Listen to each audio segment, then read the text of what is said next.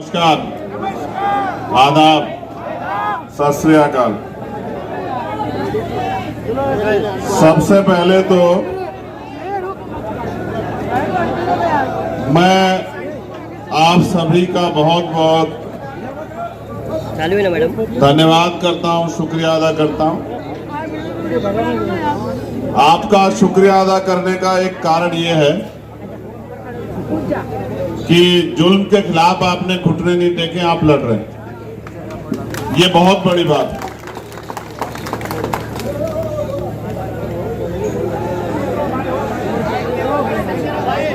इसको व्यवस्थित कर लो ना, बात में हो जाएगा। पीछे हो जाओ ना, तुम्हें एक कर लेना, तुम्हें मौका देने काम करना। पीछे हो जाओ ना, और पीछे हो जाओ। अशोक हो जाओ ना पीछे। ये नेता, ये सब हमारे नेता लोग हैं, इसलिए साथ खड़े रहते हैं। अब आप देख लो, ये नेता लोग हैं, तो देख लो एक बार। राणा हो जाओ, जो खाली कर दो इसको खाली करो। जाओ वकील साहब, हटो, छोड़ो यार। राणा नीचे जाओ, नीचे जाओ, नीचे जाओ।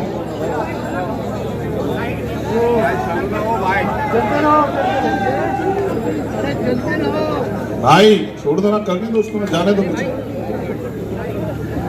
जब आएगी कहीं से गोली, तुमसे नहीं रुकेगी।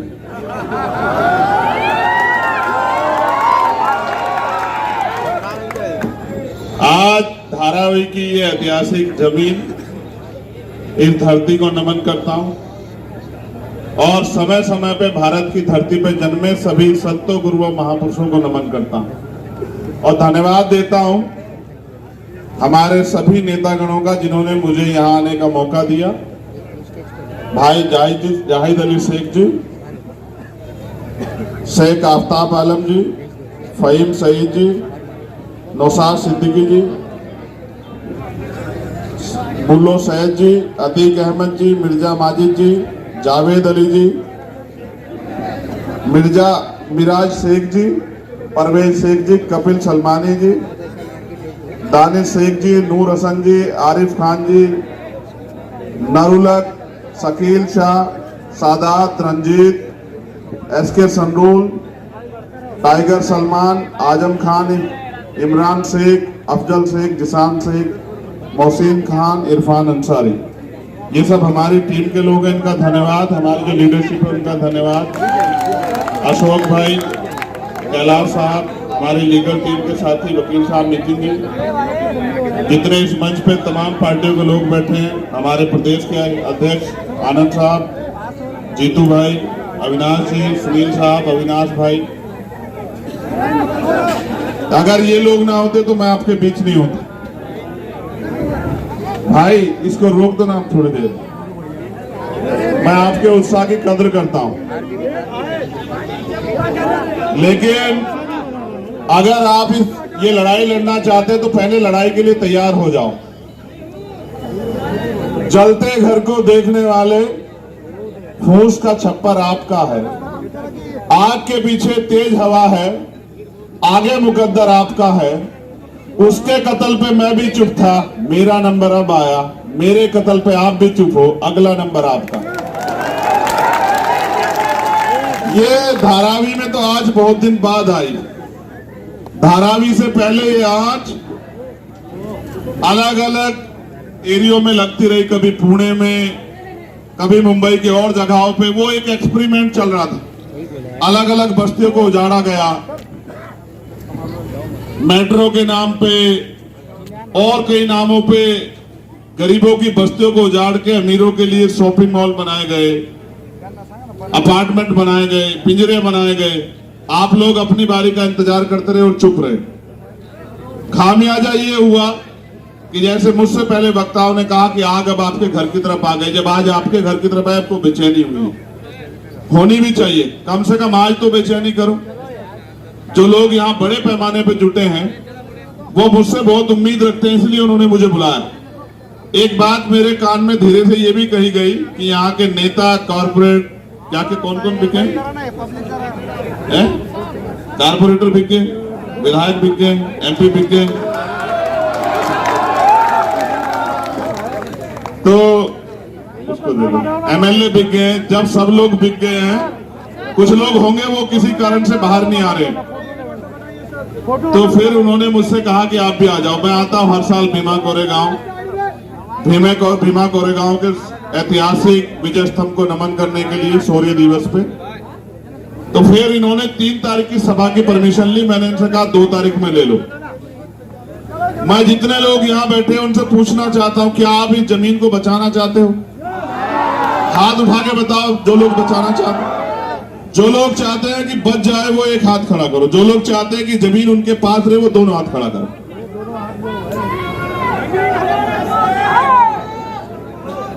ये तमाशबिन लोग हैं जिधर खड़े। जो लोग हाथ नहीं उठा सकते वो लड़ लेंगे क्या? मैं तो तुम्हें चेक कर रहा हूं कि तुम लड़ सकते हो। दोनों हाथ उठाओ जोर से ऐसे। हाथ जगाने पड़ते हैं ना, सोए हुए लोगों को जगाना पड़ता है, तब होती बात। देखो मेरी बात गौर करो, ये रास्ता है क्या बीच में? तो तुम लोग आगे आओ, थोड़ा उसको रास्ते को बना रहने दो, वरना तो बात खराब हो जाएगी। थोड़ी सी जगह बनाओ कि लोग आसानी से आते जाते रहे। मैं धन्यवाद देता हूं यहाँ के एडमिनिस्ट्रेशन का, पुलिस के लोगों का भी, जिन्होंने हमें परमिशन दी कि हम अपनी बात यहाँ रखते और इनकी बात को बल मिले। देखो मैं आपको वापस लेके चलता हूं जब 14 अगस्त को देश गुलाम था। कब? 14 अगस्त 1947। 15 अगस्त 1947 को हम लोग आजाद हुए। जब देश आजाद नहीं था, इस देश में बहुत तरह के अधिकार सब लोगों के लिए नहीं थे। लोगों पर रहने के लिए जमीन नहीं थी, अच्छे घर नहीं थे, व्यापार करने की आजादी नहीं थी, अच्छी पढ़ाई के अवसर नहीं थे, तमाम तरह की परेशानियां थी, बिजनेस नहीं कर सकते थे, बहुत बड़े बड़े और जो अवसर है वो उनके पास नहीं थे। लेकिन फिर देश आजाद हुआ 15 अगस्त को, लेकिन ज्यादा कुछ नहीं बदला। 14 तारीख को जिनके पास जमीन नहीं थी, 15 तारीख को उनके पास जमीन नहीं आई। जिनके पास रोजगार नहीं थे, बिजनेस नहीं थे, रोजगार नहीं आए। जिनके पास नौकरी नहीं थी, नौकरी नहीं आई। जिनके पास घर नहीं थे, उनके पास घर नहीं आए। जिनके पास और अवसर नहीं थे, वो अवसर नहीं पैदा हुए। वो अवसर कैसे पैदा हुए?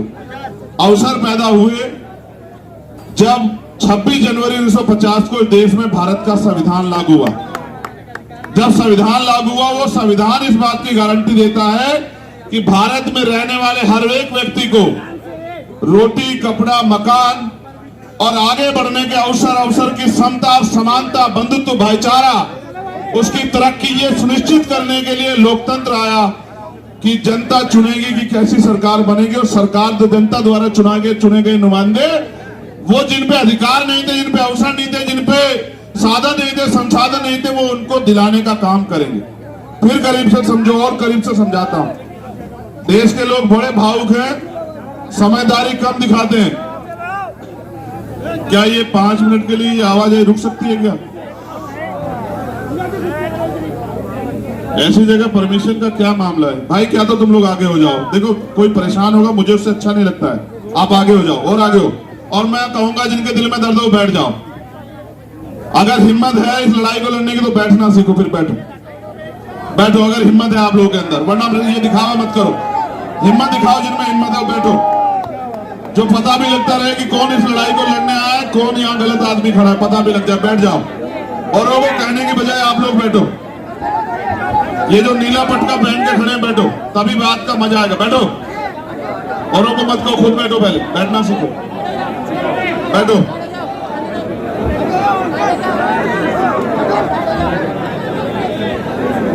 इधर वाले इधर हो जाओ। ये मजा रहेगा, चलता रहेगा। बैठो ना भाई, बैठो। अगर कुछ लड़ना है तो बैठो। मैं देखो उन्हीं की लड़ाई, कहते ना हिम्मत मरदा तो मदद खुदा। जब आप हिम्मत करोगे तभी तो मदद होगी ना। पहले आप हिम्मत करो। आपने परमिशन दी तो कुछ व्यवस्था की होगी ना। ये क्या है? यहाँ के इंचार्ज कौन है? ये परमिशन दी इसलिए दी है क्या? डिस्टर्ब करने के लिए। अगर कोई गोली चला दे कौन जिम्मेदार लेगा? आप लोग लोगे क्या? मजाक समझ रहे हो क्या?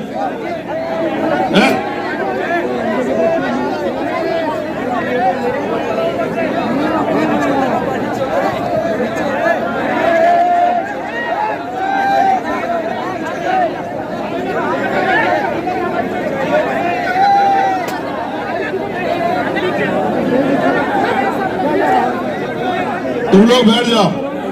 ये भी पैसे वालों की एक चाल हो सकती है तुम्हारा आंदोलन खराब करने की। बैठ जाओ तुम लोग, अपने जमीन को जिंदा रखो, लड़ने आया तो बैठ जाओ। अभी इनको एडमिनिस्ट्रेशन पुलिस के लोगों को देखने दो कि इनको क्या करना है। ज्यादा डिस्टर्ब करोगे तो इनको लेके पैदल उधर की तरफ को चल दूंगा, सड़क की तरफ को। याद रखना, ज्यादा देर इंतजार नहीं करूंगा। नहीं जानते हो तो जान लो, मैं यहाँ का बिकाऊ नेता नहीं हूँ। अगर अपने पे आ गया तो आज ही सब ठीक कर दूंगा, याद रखना। एक सब्र तक इंतजार किया जाएगा, उसके बाद नहीं। रास्ता खाली कर दो भाई, पूरा गिर गया तो भाई रास्ता यार।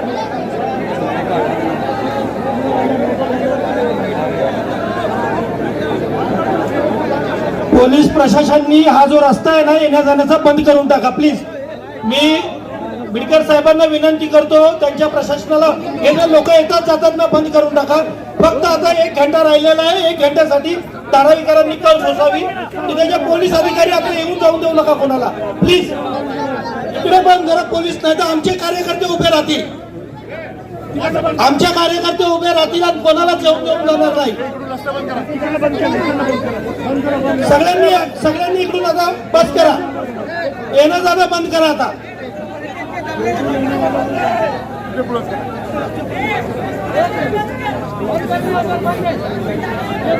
ये निकलने दो। ऐसा कुछ चीजें करवानी पड़ती, होती नहीं है, क्या करें, मजबूर है। लोगों के घरों पे आ गई है ना, बात करनी पड़ेगी। बैठो ही तुम, ये बैठ जाओ यहाँ बेटा, रास्ता अपने आप ठीक हो जाओ। पीछे हो जाओ, पीछे हो जाओ, पीछे हो जाओ, पीछे होकर बैठ जाओ, बैठ जाओ, ठीक हो जाएगा अपने आप। हमसे सब करना आता है, हमें बहुत दिन हो गए करते हुए। क्या करवा रहे हो, ये फिर करवा रहे ना कोई काम।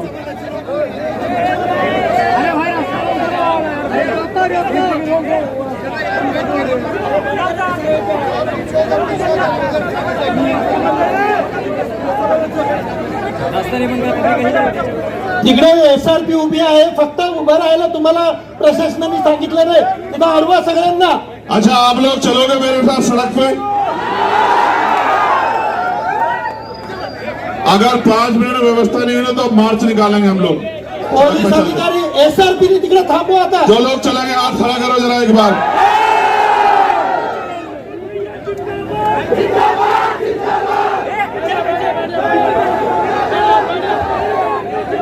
अब ये रास्ते से कोई नहीं आएगा, रोक दो। SRP वाले उधर खड़े मत रहो, किसी को भी आने मत देना। चलो बैठ जाओ। अब गौर से बात सुननी है, हो जाता थोड़ा सा होता है। ये भी सब अपने लोग हैं, ये बेचारे कहाँ के बाहर के लोग हैं, इनको हमारी चिंता, इसलिए तो यहाँ बैठ जाओ बेटा। चलो शुरू करें बात। तो मैंने आपको बताया कि जब देश आजाद हुआ तो धन धरती राजपाट में बंटवारा नहीं हुआ।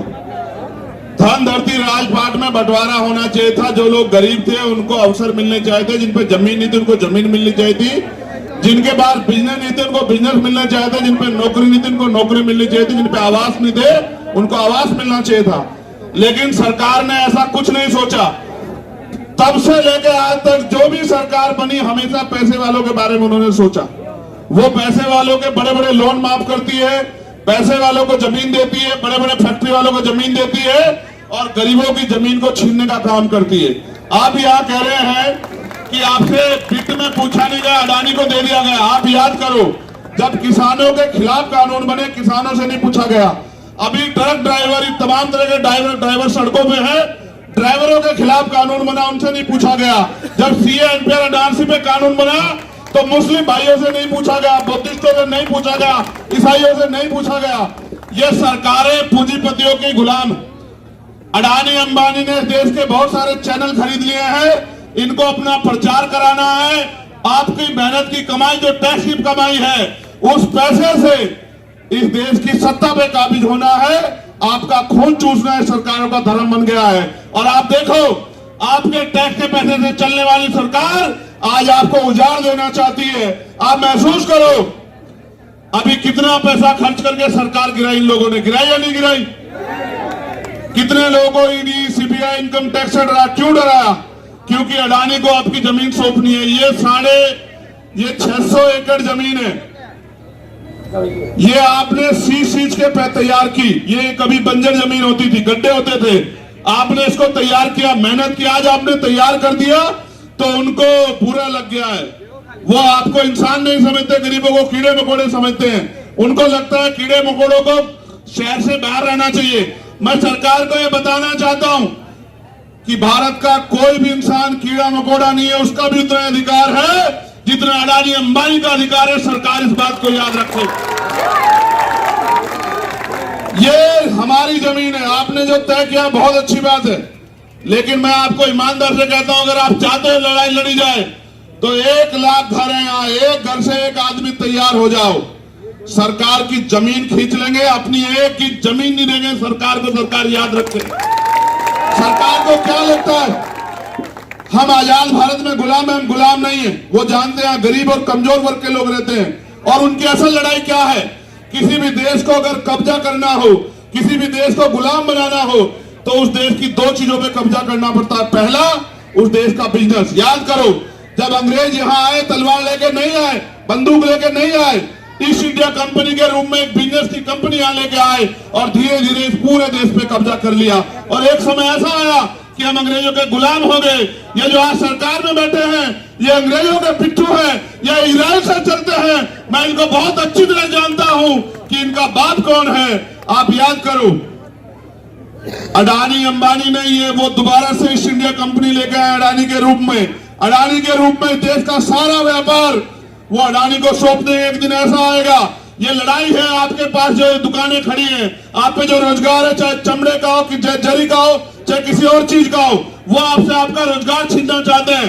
किसानों से उनकी जमीन छीनना चाहते हैं, नौजवानों से उनकी नौकरी छीनना चाहते हैं, वो आपसे आगे बढ़ने का हक छीनना चाहते हैं। क्योंकि अगर आप अपने पैरों पे खड़े रहे तो उनकी गुलामी स्वीकार नहीं करोगे। अडानी अंबानी नहीं है, याद करो, ये अडानी नहीं है, ये इस देश की गुलामी की पहली तस्वीर है। एक दिन ऐसा आएगा आपकी सारी दुकानें, क्योंकि जीएसटी लग गई है, आपकी सारी दुकानें बंद हो जाएगी और आपकी दुकानों की जगह बड़े बड़े शॉपिंग मॉल बनेंगे। सुई से लेके और गाड़ी तक उस शॉपिंग मॉल में बिकेगी। और जिस दिन वो शॉपिंग मॉल एक दिन के लिए बंद होगा, आप रोटी को तरस जाओगे। आपको पीने के लिए पानी नहीं मिलेगा, बच्चों के लिए दूध नहीं मिलेगा। ये एक षड्यंत्र है इस देश को गुलाम बनाने का। दूसरा तरीका यह है देश को कब्जा करने का कि उस देश की सेना पे कब्जा कर लो। इन्होंने अग्निवीर योजना लाकर देश की सेना के हौसले कमजोर किए और इन्होंने अग्निवीर योजना लाके जो समर्पण था राष्ट्रभक्ति का नौजवानों में, उसको कमजोर किया। ये चाहते हैं कि सेना में इनकी विचारधारा के लोग रहें, जो इस सेना के जरिए और बिजनेस पे कब्जा करके इस देश के करोड़ों शोषितों, वंचितों, कमजोरों को, मजलूमों को गुलामों जैसा जीवन जीने के लिए मजबूर करें। मगर ये भूल गए हैं कि जब फिरौन पैदा होते हैं तो हजरत मूसा भी पैदा होते हैं। ये लोग भूल गए।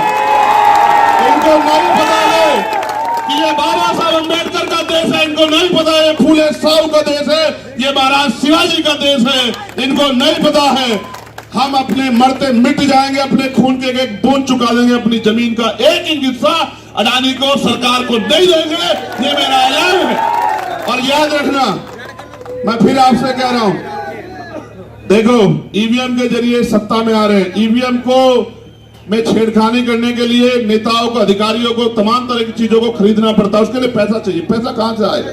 पैसा आएगा आपकी जमीन छीन के, पैसा आएगा आपका कारोबार छीन के, पैसा आएगा आपके मेहनत की कमाई को लूट खसोट के पैसा आएगा और उस पैसे के जरिए राज करना चाहते हैं। आप तय कर लो, ये महाराष्ट्र है।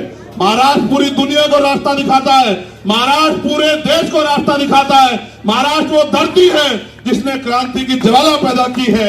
महाराष्ट्र वो धरती है जहां भीमा गौरेगांव है। महाराष्ट्र वो धरती है जहां चैत्य भूमि है। महाराष्ट्र वो धरती है जिसने गुलामी स्वीकार नहीं की है। मैं आपसे कहना चाहता हूं, मां जिजाऊ के प्रदेश में, देश में आप लोग घबराओ मत। अगर आप इस लड़ाई को जीतना चाहते हो तो मैं आपको रास्ता बताता हूं। मांगे तो आपकी मांगे। ये लोकतंत्र है। अडानी मालिक नहीं है, मोदी मालिक नहीं है, फडणवीस मालिक नहीं है, मालिक आप हैं। और मालिक से उसकी जमीन कोई छीन नहीं सकता। ये धरती हमारी माँ है और हम अपनी माँ की रक्षा करना जानते हैं। ये बात सरकार जान ले। मैं आपको ये कहना चाहता हूं, जन जागरण अभियान चलाओ। हर घर से एक व्यक्ति तैयार करो, 1 लाख लोग रोज मोर्चा निकालो, 1 लाख लोग रोज सभा करो, अपना जीवन अपनी जमीन के नाम समर्पित कर दो, कुछ दिनों में घुटनों पे आ जाएंगे। आप महसूस करो, किसानों का आंदोलन आपको याद है, 1 साल से ज्यादा किसानों को लगे, 13 महीने वो बैठे रहे। लड़ाई एक दिन में नहीं जीती जाती, लड़ाई जीतने में बहुत समय लगता है। हिम्मत दिखाओ, ताकत पैदा करो, संगठन बनाओ, एकजुट हो जाओ, भाईचारा पैदा करो, और जो दीवारें जाति धर्म के नाम पे नफरत की इन्होंने खड़ी की है उनको गिरा दो।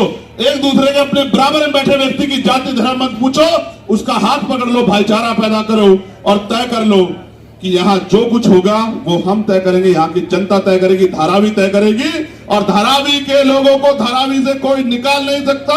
अडानी नहीं, अडानी का कोई और जो इसका रिश्तेदार या इसका जो रहनुमा हो वो भी आ जाए, वो हमसे हमारी जमीन नहीं छीन सकता। ये बात याद रखें। मैं फिर आपसे कह रहा हूं, वो जो न्यूज चैनल रोज नफरत फैलाते हैं, वो जो एंकर बैठे हैं बेचारे मजबूरी में अपना पेट पालने के लिए, वो जो उनके इशारे पे काम करते हैं, उनका एक मकसद ये है, वो किसका काम करते हैं? जनता का तो करते नहीं, जनता के मुद्दों को तो उठाते नहीं। वो मोदी जी का प्रचार करते हैं, वो भाजपा का प्रचार करते हैं, वो विपक्ष को गालियां देते हैं, वो विपक्ष को डराने का काम करते हैं। उनका एकमात्र एजेंडा ये है कि इस देश के मूलभूत सवाल दूर हो जाएं। अगर आप अपनी जमीन बचाना चाहते हो तो मैं स्पेशली उनको कहूंगा जिन्होंने नीले पटके पहन रखे हैं, घर घर निकलो, हर घर से सूची बनाओ, एक आदमी तैयार करो, और अगले 3 दिन में 1 लाख लोगों का मोर्चा रोज लगना चाहिए। कभी इस गली में, कभी उस गली में, कभी उस क्षेत्र में, कभी उस क्षेत्र में, और रोज आपका मार्च होना चाहिए। आपके घर से बढ़ के, आपकी जमीन से बढ़ के आपके लिए कुछ नहीं होना चाहिए।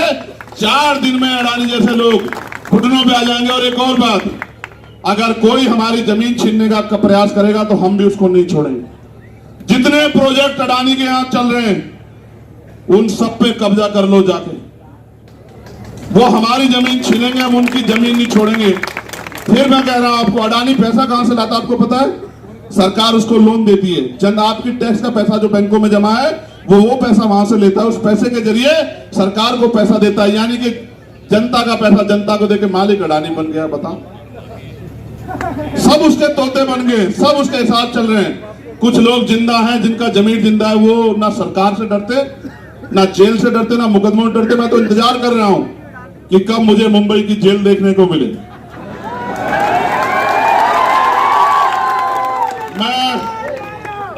ये शेर भी जानवर होता, अब तो इंसान, उसमें भी इंसानियत नहीं होती। सुनो, हम 4 साल से ज्यादा जेल में रहे और 2-2 बार दिल्ली की जो सबसे बड़ी जेल है एशिया की, तिहाड़, उससे भी मास्टर डिग्री करके आए। हमारा एक ही धर्म है कि हमें इंसानों की हिफाजत करनी है, उनके अधिकारों की हिफाजत करनी है, उनकी जिंदगी में बदलाव लाना है। और जो नेता सीबीआई ईडी इनकम टैक्स से नहीं डरता, उसमें गोली चलती है। मुझे 4-4 गोली मेरे ऊपर चलाई, मेरे जख्म अभी हरे। इनकी गोलियों से मरने वाला नहीं, क्योंकि आप बहुत सारे लोगों की दुआएं, प्रार्थना, आशीर्वाद माओ बहने का मेरे साथ है।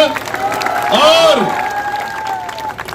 अपने मरने से पहले मैं लाखों लोग इस देश में ऐसे तैयार करके जाऊंगा जो शहीद आजम सरदार भगत सिंह को अपना नेता मानते होंगे, शहीद उधम सिंह को अपना नेता मानते होंगे, अशफाक उल्लाह खां को अपना नेता मानते होंगे, वीर अब्दुल हमीद को अपना नेता मानते होंगे। ऐसे ऐसे लोग तैयार कर, बहुत सारे लोग तो तैयार। मैं जीतू भाई से भी कहूंगा, तुम यहाँ रहते हो मुंबई में, मुंबई के लोगों को तकलीफ होती, तुम क्या करते हो?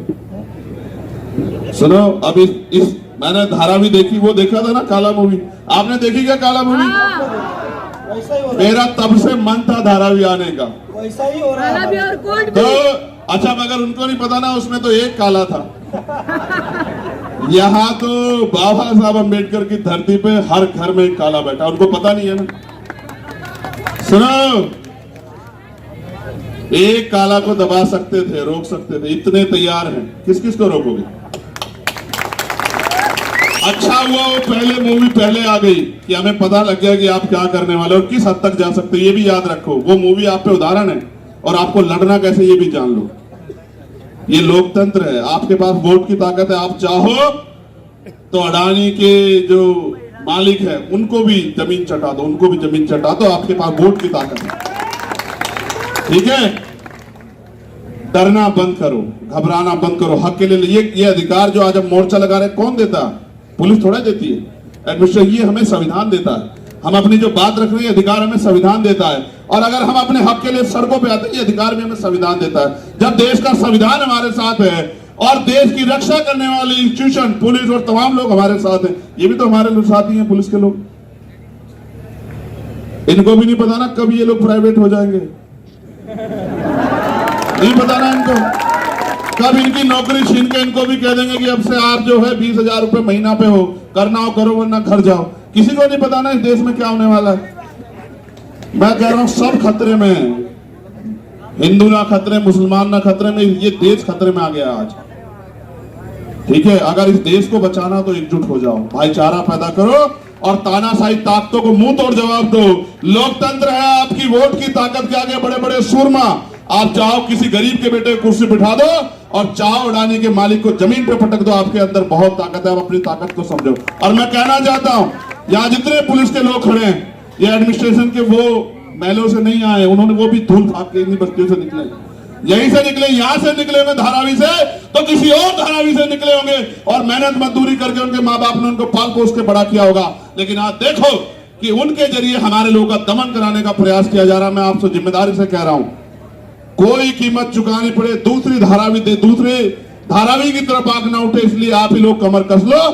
कोई भी कीमत चुकानी पड़े, अगर गोली भी खानी पड़ेगी, मैं वचन देके कहता हूं आपको, धारावी की धरती पे बाबा साहब अंबेडकर का वंशज होने के नाते अगर गोली खानी पड़ेगी तो चंद्रशेखर आजाद आपसे सबसे आगे रहेगा, इस बात को याद रखना। मेरे कंधों पे जिम्मेदारी है, जब जब आप मुझे आवाज दोगे, जितना समय लगता है उससे पहले आऊंगा और मेरे रूप में भाई जीतू जी, भाई कैलाश जी, भाई अशोक जी, भाई सुनील थोराट जी, सुनील गायकवाड़ जी, तमाम हमारे लोग वो चंद्रशेखर बन के आपकी रक्षा करेंगे, आपके लिए लड़ेंगे। और याद रखना, एक अंबेडकरवादी हजारों गुंडों में भारी है, ये भी आप याद रखना। ये इस मुल्क में जो सपना देखा था क्रांतिकारियों ने कि कैसा मुल्क बने, वो अभी नहीं आया। अभी रोटी कपड़ा मकान स्वाभिमान सम्मान का जीवन सबको नहीं मिल रहा है और लोग बड़ी मेहनत से एक एक पैसा जुटा के प्रयास कर रहे हैं, तो भी इनको नहीं पच रहा। ये चाहते चंद लोग राज करें और बाकी लोग मेहनत मजदूरी गुलामी करें। किसकी गुलामी करें? अंग्रेजों से तो हम लोग लड़ लिए थे, लेकिन ये जो अंग्रेजों के भेष में ये जो यहाँ आज जो है, जो लोग राज कर रहे हैं, इनसे भी लड़ना पड़ेगा मेरे लोगों। इसलिए आपसे कहना चाहता हूं, एक कल से सूची बननी चाहिए और तीसरे दिन में संज्ञान लूंगा इसका। 1 लाख लोग चाहिए इस आंदोलन को लड़ने के लिए और बाहर के लोग तो बहुत आएंगे आपकी सुरक्षा रक्षा के लिए। देखो नेताओं को क्या चाहिए आपसे? वोट ही चाहिए ना।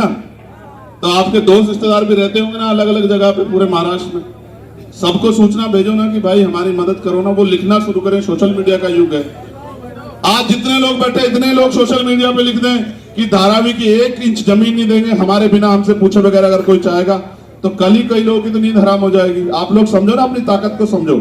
अगर मेन मिस्ट्री मीडिया नहीं दिखाएगा, अखबार नहीं दिखाएगा, तो अपनी मुंह को साधन बनाओ ना, बोलो ना, रोज बोलो, चिल्लाओ। सोशल मीडिया है, जो अडानी जियो लाए, अडानी का जियो अंबानी का, अच्छा वो अंबानी ने दिया, जो वो जियो तमाम लाया ना, उन्हीं का फायदा उठाओ। सोशल मीडिया तमाम चीजें ना, बोलो अपनी बात को, बनाओ ना अपनी ताकत, इकट्ठे हो जाओ ना, यूनिट होके यूनिटी बना के और फिर यूनिटी बना के इसको लड़ो ना। मैं आपको कहना चाहता हूँ, ये हर बेटा शख्स आपकी लड़ाई को लड़ने आप आए हो ना, इनके साथ जरा खड़े हो जाओ एक बार। जो लोग इनकी लड़ाई लड़ने आए जरा एक बार खड़े हो जाओ। अडानी हटाओ, अडानी हटाओ। सुनो, पार्टी बैनर पीछे छोड़ के एक दूसरे के हाथ पकड़ो, छोड़ो सब चीजें छोड़ो। ये जंग है, ये जंग है, तो इस जंग में सब कुछ जायज। अब आप लोग भी पकड़ो, बोलो, भूल जाओ आपके पास कौन जात धर्म के लोग बैठे, हाथ पकड़ो एक दूसरे के। यही ताकत हमें जिताएगी। जितने लोग बैठे वहां भी बैठे, मैं उनको देख रहा हूं, एक दूसरे के ऐसे हाथ पकड़ो जैसे इन्होंने पकड़ रखे हैं। अपने बराबर वाले का हाथ पकड़ो, मत सोचो कौन है, बस ये याद रखो कि वो तुम्हारा भाई है। जो इस लड़ाई में खड़ा है वो तुम्हारा अपना है, वो तुम्हारा भाई है। जो तुमसे आज दूर बैठा है वो तुम्हारा अपना नहीं है, जो यहाँ तुम्हारे लिए वो अपना है। इसलिए मैं आपसे कहना चाहता हूँ, लड़ाई लड़नी है तो तरीका एक है, लोकतंत्र जमहूरियत है। 4 दिन में अगर सरकार के कुंडे गोलना कर दिया और अडानी वापस ना भागता दिखाई दिया, तब आप मुझे कहना अपनी ताकत बना लो। कल से काम में जुटो और हर घर से सूची बना के एक आदमी की जिम्मेदारी लेके आओ।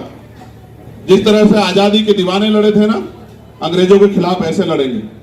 जैसे रेस में रुमाल तहरीक चली थी ना, ऐसे लड़ेंगे और ऐसे बलिदान हो जाएंगे अपनी मिट्टी पे कि दोबारा कोई अडानी पैदा नहीं होगा इस देश में। मेरी बात को याद रखना। और आप क्या नारा दिया आपने?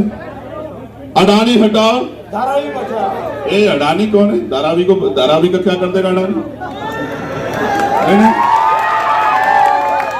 सुनो, मैं कहना नहीं चाहता था मगर फिर कह रहा हूं, शाखाओं को छोड़ दो, पेड़ को काट दो। जड़ी काटो ना, छोड़ो ना जड़ होगी ना अडानी पैदा होंगे। क्यों समझ रहे ना, मैं जानता हूं ना। जड़ी खत्म करो। तुम लोग ईवीएम पे भी ध्यान रखो, ईवीएम से वोट की चोरी हो रही है, ईवीएम पे भी ध्यान रखो और इनको वोट की ताकत मत दो। देखो ठीक हो जाएगा ना सब। आपकी मांगे मैं एक बार पढ़ देता हूं, पूरे देश में जो हमारे लोग रहते हैं उनको भी पता लग जाए कि किस तरह गरीबों की जमीन लूटने का यहाँ इंतजाम किया जा रहा है। और याद रखना भाई, मैं मीडिया के लोगों को भी कहना चाहता हूं, प्यारे सम्मानित मीडिया बंधुओं, आपका बहुत बहुत धन्यवाद आने के लिए।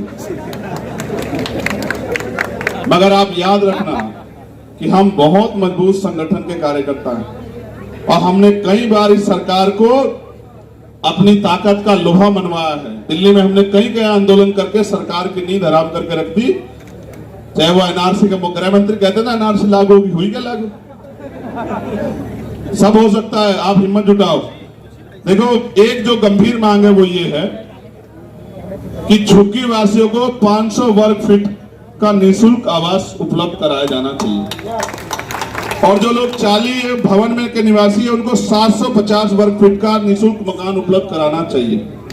दूसरा, जो गैर आवासीय औद्योगिक वाणिज्य उपभोग वाले गांठ धारकों गोदाम मालिकों द्वारा उपयोग किए जाने वाले आकार के गैर आवासीय पुनर्वास गांठें निःशुल्क प्रदान करें। मास्टर प्लान को समझने का आसान प्रोजेक्ट प्लानिंग में प्रकाशित करें। धारावी में झुग्गी झोपड़ियों के भविष्य की रखरखाव लागत के लिए प्रति पुनर्वास निधि 25 लाख का प्रावधान करें। धारावी में सभी नवस्थापित वाणिज्य औद्योगिक शैक्षणिक संस्थान प्रतिष्ठान में उपलब्ध नौकरियों में धारावी के बेरोजगार युवाओं को 80% आरक्षण प्रदान करें। मध्य रेलवे, हार्बर रेलवे और मध्य रेलवे सटी झुग्गियों पर रेलवे को आपत्ति नहीं होनी चाहिए। उनका सर्वेक्षण करने के लिए डीआरपी या जिला कलेक्टर को भेजा जाना चाहिए। और क्या कोई मांग बचेगी?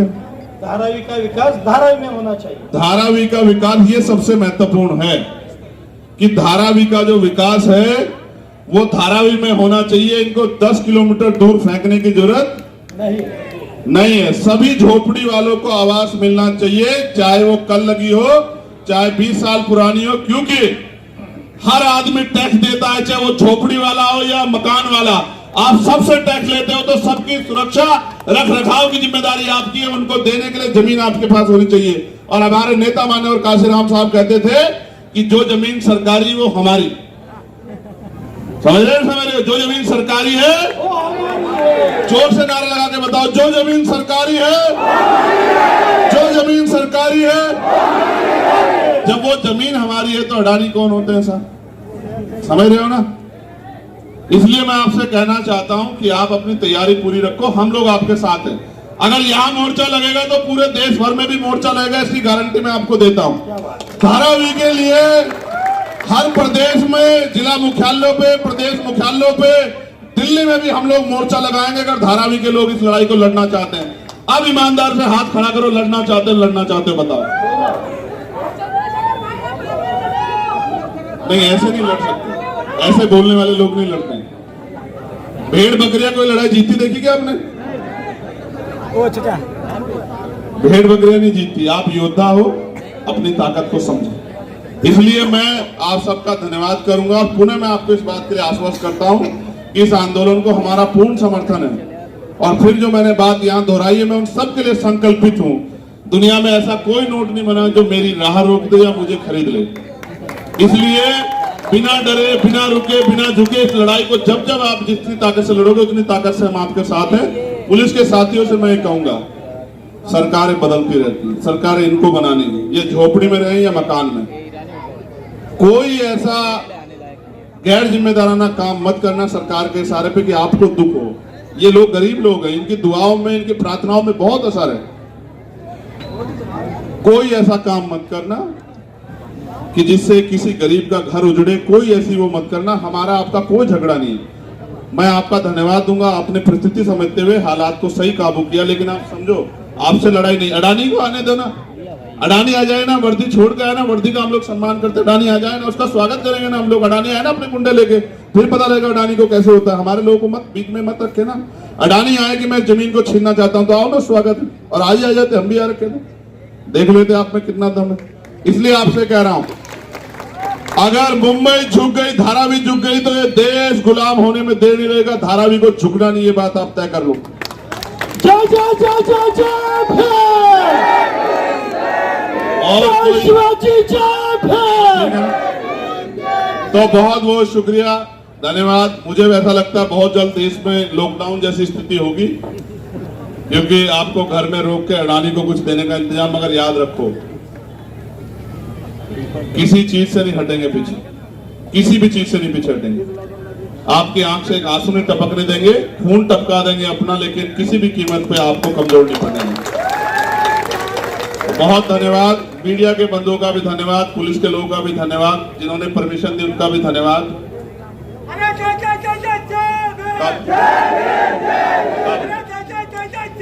हमारा आंदोलन का दूसरा चरण यह है कि हम लोग मंत्रालय पे मोर्चा निकालेंगे, पैदल मोर्चा। आज नहीं निकाल रहे भाई, परमिशन करके निकालेंगे, बता के निकालेंगे आप लोगों को। आज आपने जो परमिशन दी वही, हम तो संविधान को मानने वाले लोग हैं। आज नहीं करेंगे, आज इतना ही है। सिर्फ इससे काम नहीं चलेगा ना, सिर्फ इससे काम नहीं चलेगा, मिलके इस लड़ाई को लड़ना पड़ेगा। तो अगला जो आंदोलन का चरण है वो ये है, क्या चरण है कि हम पैदल मोर्चा मंत्रालय पर निकालेंगे और उसमें बैठे हर व्यक्ति को झिझोड़ेंगे कि हमारी इस लड़ाई में साथ आओ।